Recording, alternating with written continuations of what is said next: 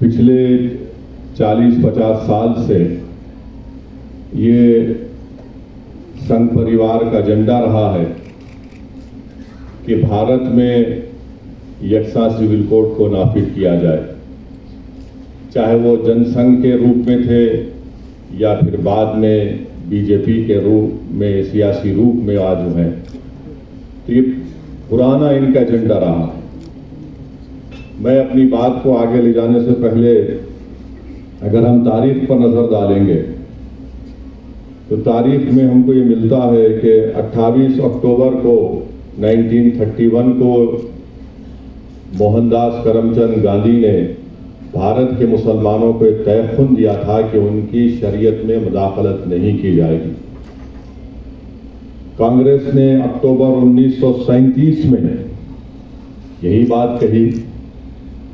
नेहरू ने अप्रैल 6, 1937 को यही बात कही। फिर 1966 17 मई को लोकसभा में जो उस वक्त के लॉ मिनिस्टर थे जनाब जीएस पाठक साहब ने ये कहा, मैं अंग्रेजी में पढ़ के तर्जुमा करूंगा, कि personal laws are mixed up with religion and that we can not coerce people to accept our views about the religion and customs.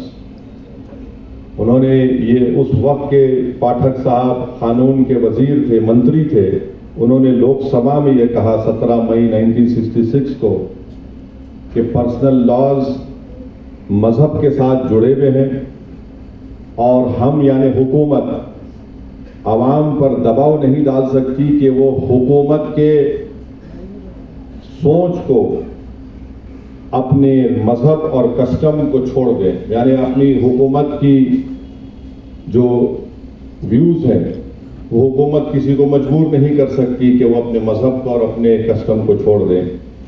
यही बात अगस्त 29, 1963 को उस वक्त के लॉ मिनिस्टर A.K. सेन ने भी कही थी। लोकसभा के अंदर खड़े होकर दो लॉ मिनिस्टर ने बात कही थी। अब यहां पर बार बार यह कहा जाता है कि जैसा कि अभी यहां पर जिक्र किया गया, मुफ्ती साहब ने कहा कि हमारे वजीर आजम ने कहा कि कैसे एक घर में दो कानून रह सकते हैं। मैं इस बात का इकरार करता हूं कि भारत के प्रधानमंत्री सबसे ज्यादा पढ़े लिखे और हम सब थम्स अप हैं,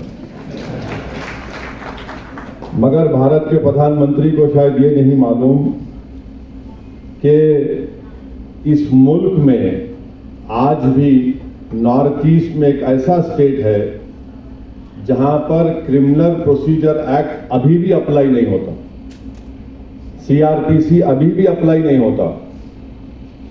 इस मुल्क में आज भी ऐसे कवानीन है कि मुफ्ती इस्माइल साहब मालेगांव से निकलकर अरुणाचल प्रदेश नहीं जा सकते जब तक कि उनको परमिट नहीं दिया जाता।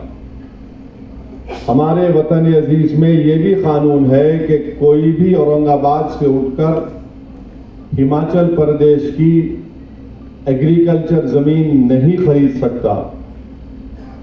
हमारे मुल्क में हमने एक कानून बनाया कि अगर कोई बड़ा मल्टीनेशनल कंपनी होगा तो वो अगर उन किसी कंपनीज में कॉन्ट्रैक्ट पर इख्तलाफात हो गए तो हम उसका फैसला आर्बिट्रेशन के जरिए सिंगापुर में करेंगे। ये हमने कानूनी सहूलत दी कि अगर दो कंपनीज में झगड़ा होगा तो हम इसका फैसला सिंगापुर में करेंगे। अब देश के प्रधानमंत्री ये जानते हैं या नहीं जानते हैं मेरे को नहीं पता है, मगर ये मौजूद है। और नागालैंड और मिजोरम को तो हमने आइन में 371 का जिक्र कर दिया।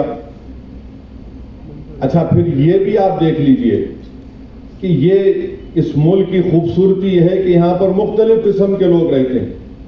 ये बोलना कि यकसा सिविल कोड जनसंघ और RSS की शुरू से साजिश ये रही कि भारत की सबसे बड़ी अक़लियत मुसलमानों की एक मजहबी शनाख्त को खत्म कर दिया जाए।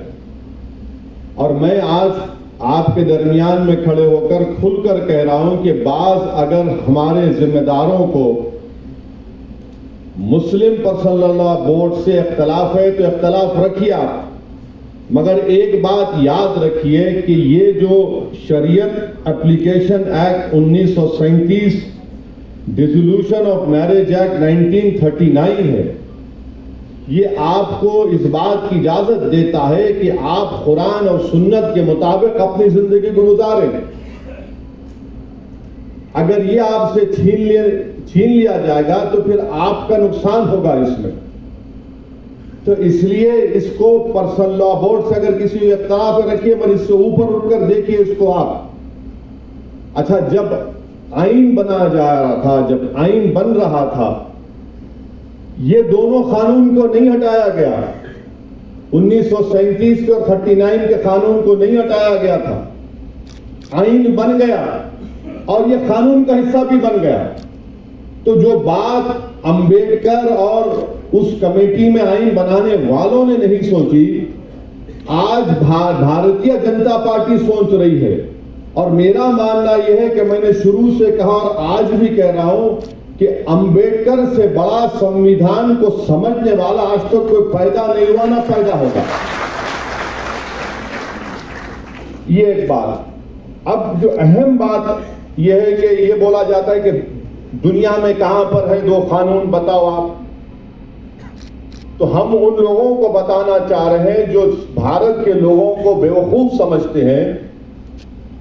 इंग्लैंड में जाइए, आपने पढ़ा हो इंग्लैंड में दो क्रिमिनल लॉ है, एक स्कॉटलैंड का है, एक इंग्लैंड का है। क्या मुल्क कमजोर हो गया? फिर बोलते नहीं यहीं पर तुमको पर्सनल लॉ है। नहीं, गलत। पड़ोस में श्रीलंका है, वहां पर पर्सनल लॉ है,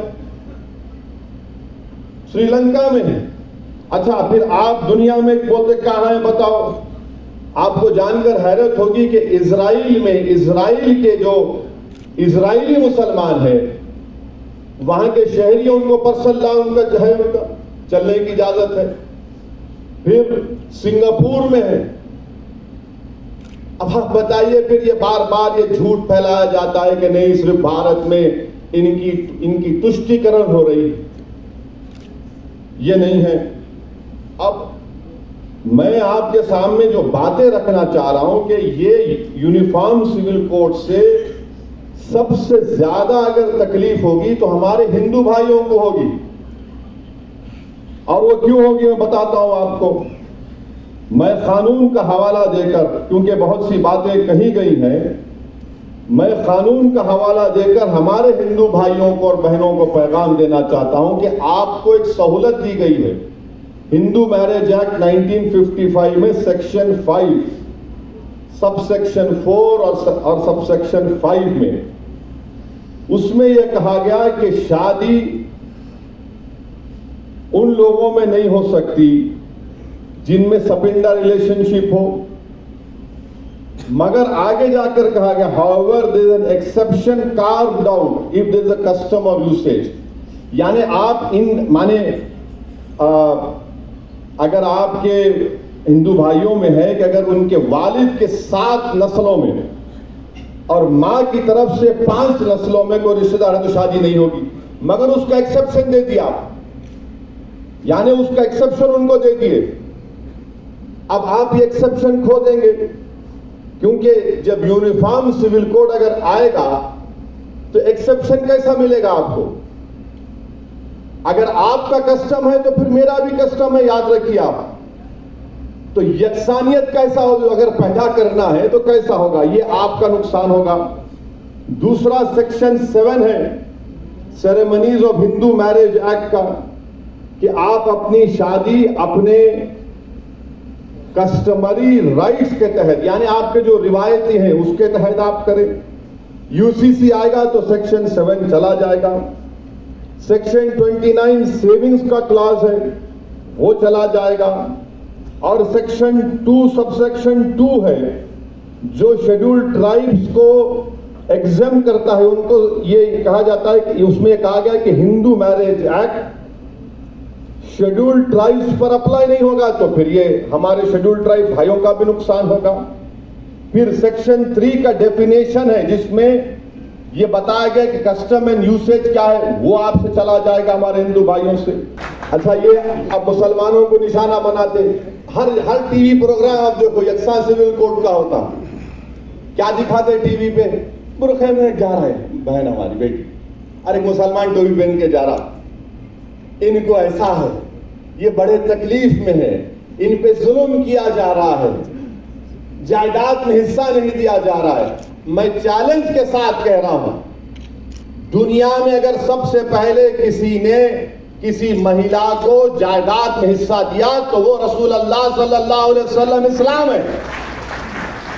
इस्लाम ने कहा दो औरत को जायदाद में हिस्सा दो, नहीं मगर आप टीवी पे दिखाते बड़ा जुल्म हो रहा। अरे ये बिल्किस बानो का जुल्म तुमको याद नहीं आया, बिल्किस बानो को तुम भूल गए। ये जो बच्चों को जो नासिक में गाड़ी से उतारकर मॉब लिंचिंग करके मार दिया गया, उनकी कमजोरी तकलीफ याद नहीं आई तुमको? जिन बच्चों को हिजाब पहन के जा रहे उनका हिजाब खींचा जाता है, वो तकलीफ याद नहीं आया आपको? अब ये बताना है कि देखिए मुसलमान, अरे मेरे दोस्त सच्चाई ये है। और फिर और एक बात कि मुसलमान बहुत शादियां करते, कहां है रिकॉर्ड? बताओ कितने शादियां हम करें, बताओ, निकाल के बताओ ना, कितने शादियां मुसलमान करे, कितने शादियां हमारे हिंदू भाई करे, कौन कौन से कितने करे बताओ। अच्छा जो करे उनके साथ उनकी जोरू नहीं रहती।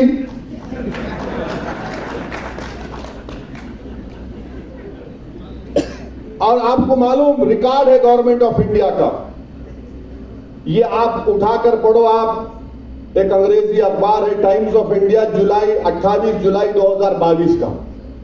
हजरत गूगल पर जाइए, बहुत लोगों को शौक है आजकल रिलीजन, दीन वहां से सीख रहे, उलमाओं के पैर के पास बैठ के नहीं सीख रहे, इसलिए मनचले निकल रहे।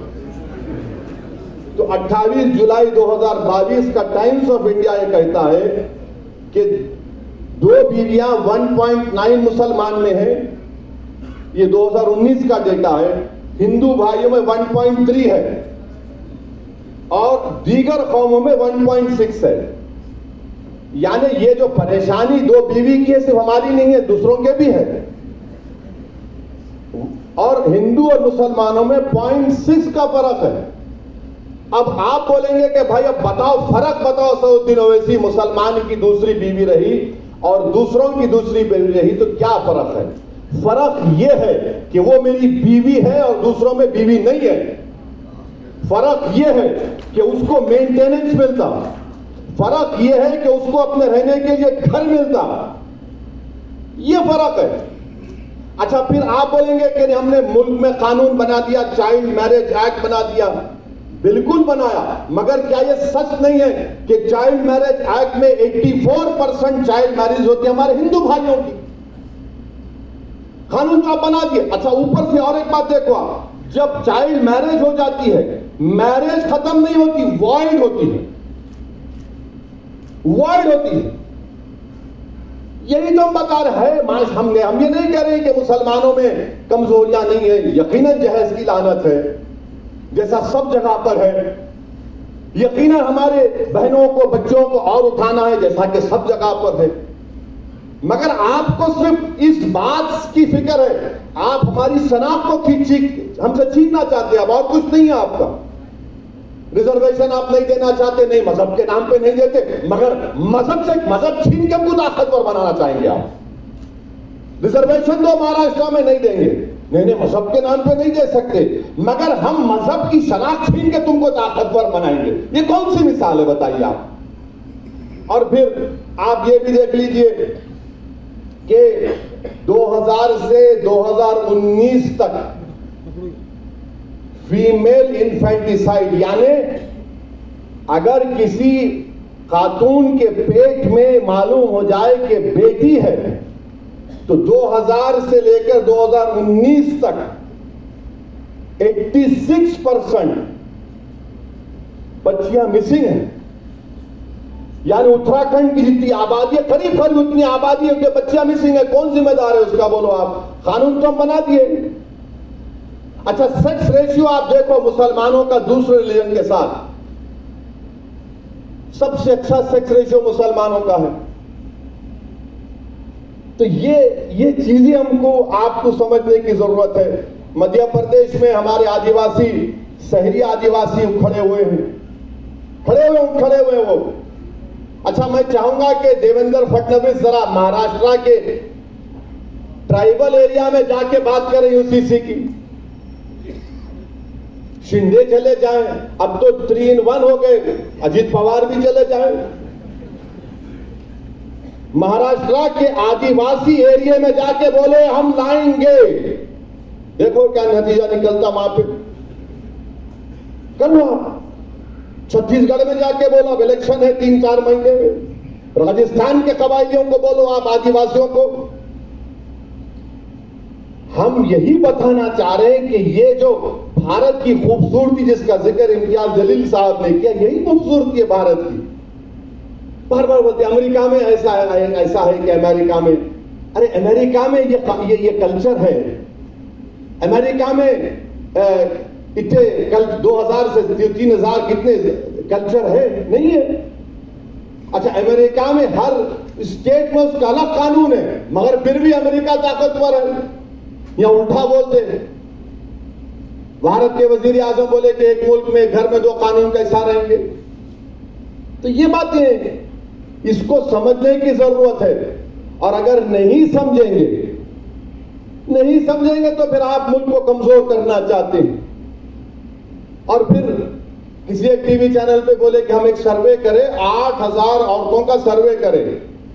अरे दीवाने, मुस्लिम पर्सनल लॉ बोर्ड ने 4 करोड़ 80 लाख लोगों का सर्वे ओपिनियन लेके सीडी में 21 लॉ कमीशन को दिया, और तुम 8000 की बात कर रहे हो। उस 4 करोड़ 80 लाख में आधे हमारी बहनें हैं, बेटियां हैं, जिन्होंने रद्द किया कि हमको यकसा सिविल कोड नहीं चाहिए।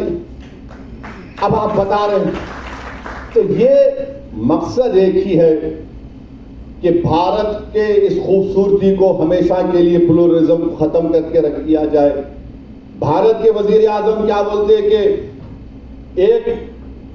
एक भारत एक इलेक्शन, एक भारत एक टैक्स, एक भारत एक कल्चर, एक भारत एक मजहब, एक भारत एक शनाख्त। अब हद ये हो गई कि रुके नहीं, उन्होंने बोले ने एक भारत एक फर्टिलाइजर।